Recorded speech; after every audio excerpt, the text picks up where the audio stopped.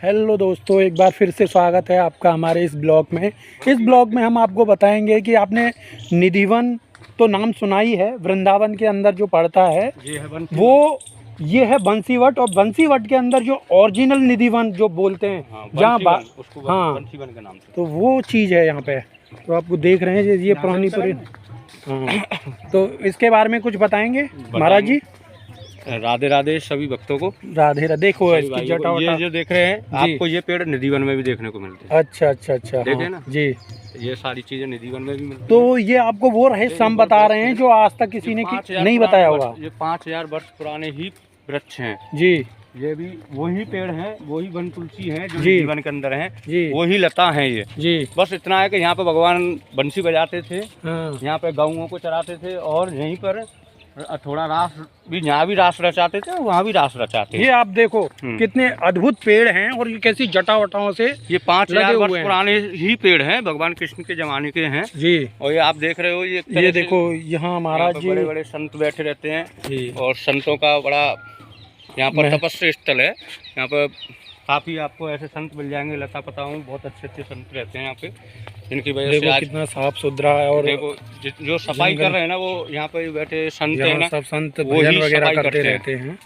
और आज इस बंसीवन को देखो कितना सुंदर बना रखा है सभी संतों ने। राधे राधे। ये देखो ऐसी कुटियां हैं इस वन में जी बने हैं। कृष्ण का गौ चरावते, गोपिका संग घूमती, रास हो तो जी महाराज जी। और मैंने सुना है महाराज जी, जैसे अपने बंसी बट में जो वृक्ष है, बट वृक्ष है, उसमें से बंसी की ढोलक की आवाज आती थी कभी के, अभी भी आती है। अच्छा, अभी भी आती है। किसी किसी को बंसी की आती है, किसी किसी को गुम गुम की आती है। गुम गुम की आती है, गुम गुम की आवाज आती है। ये तो बंसी की धुन बजाते ना, जब बट वृक्ष के पेड़ पे बजाते।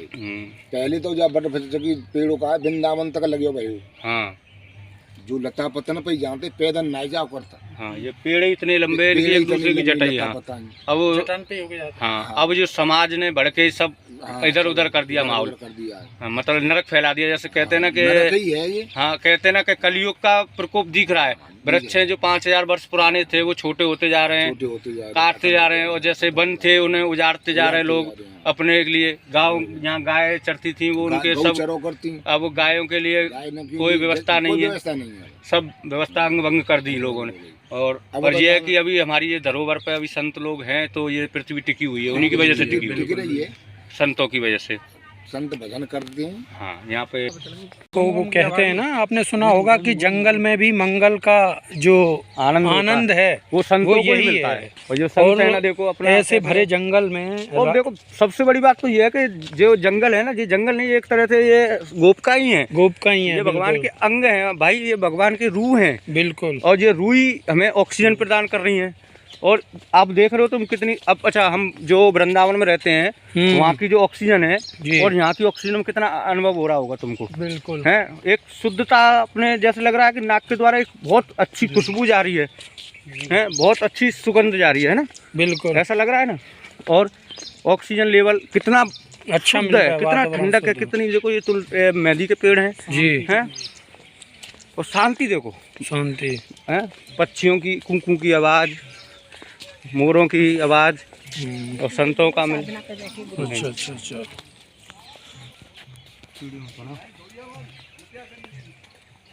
ये देखो कितनी शुद्धता है, और सफाई तो देखो कितनी है, हम लोग पक्के रोडों पे रह रहे हैं, पक्के मकानों में रह रहे हैं, इतनी सफाई उनमें भी नहीं रख पा रहे बिल्कुल। और देखो यहाँ लता पताओं में कितनी सफाई संतों ने रख रखी।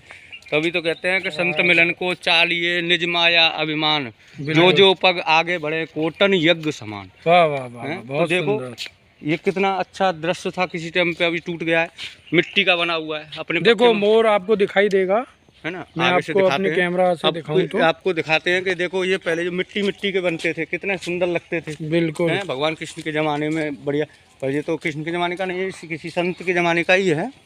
और ये संतों की समाधि वगैरह बनी हुई है, जो दिव्य संत थे। और ये हर चीज़ है ना, ये दुर्लभ चीज़ है। ये देखो जंगल में भी कुटिया हाँ, ये दुर्लभ चीज़ है, आज के समय पे कहाँ मिल रही है इतनी साफ सफाई और इतना अच्छा ऑक्सीजन, और प्लस अब भगवान कृष्ण का मिलन होना यहाँ ये पे। देखो आपको मैं मोर के दर्शन करा रहा हूँ, देखो, और वो आजकल देखने को कहाँ मिलते हैं, आइए और आगे आपको दिखाई दे रहा होगा।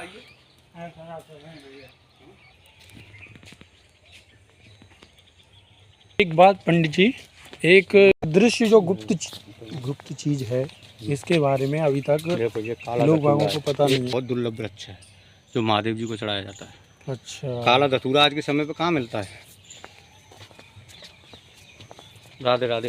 कमल में, लील कमल के बारे में, जब काली दह में गए भगवान कृष्ण कालीनाथ को जब नाचने के लिए गए थे ना, तो कंस ने कहा था कि 1 करोड़ नील कमल वृक्ष के फूल लाए जाएं, तो वो हमारी काली दह नदी में पाए जाते थे। उसके बाद आज मुझे देखने को मिले, मैंने सोचा कि आप लोगों को भी दिखा दूं।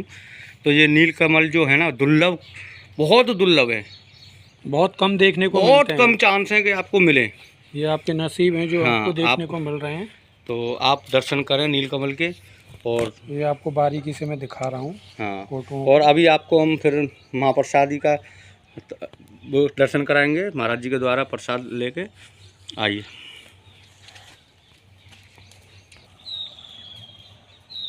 ये महाराज जी खिचड़ी का देखिए, प्रसाद देते हुए, महाप्रसाद आपको महाप्रसाद। देखिए, ये बहुत खिचड़ी कम नसीब लोगों बहुत कम लोगों को नसीब होता है। इसे पानी से पता है। ये देखो कितना स्वादिष्ट। और आप देखो तो सही, आपने क्या है ब्लॉकों में देख लिया, पेटीज पिज़्ज़ा वगैरह देख रहे हैं, उसमें इतना आनंद थोड़ी नहीं जो संतों के हाथ से प्रसादी मिले, उसमें जो आनंद है। ये देखिए, अचार का भी प्रसाद दे रहे हैं महाराज जी, हैं। इसको ऐसे ही नहीं प्रसाद बोला जाता भैया, इसको पानी से ही वैकुंठ वास हो जाता है। राधे राधे। प्रसाद महाराज जी, ना महाराज जी, हम तो जमीन बैठेंगे ब्रज।